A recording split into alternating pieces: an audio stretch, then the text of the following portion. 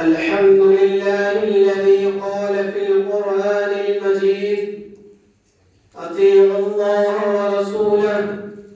وأصلي وأسلم على النبي الأمي الذي قال عنه ربه: لقد كان لكم في رسول الله أسوة حسنة. أما بعد، فأعوذ بالله من الشيطان الرجيم.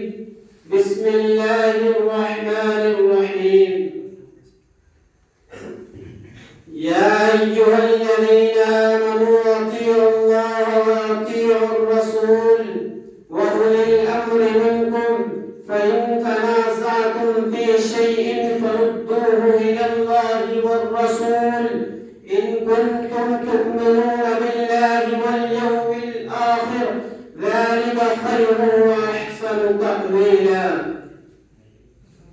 إخواني البررة، رئيس الاحتفال الموقر وزملائي في الدروس، إني في لهف واشتياق شديد إلى أن أتحدث بين أيديكم حول موضوع سيرة النبي المصطفى صلى الله عليه وسلم في أسلوب جيد وعبارات مختصرة، فالرجاء منكم جميعا أن تستمعوا إلى خطبتي.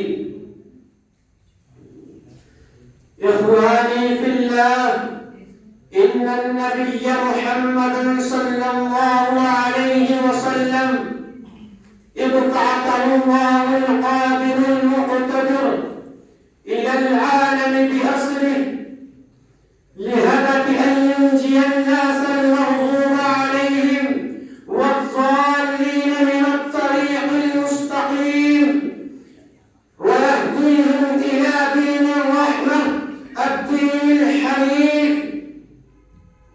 والنبي الكريم صلى الله عليه وسلم وهي أفضل الرسل والأنبياء عليهم ألف تحية وسلام، تولد نبينا وحبيبنا محمد صلى الله عليه وسلم في ذمة الرحمن.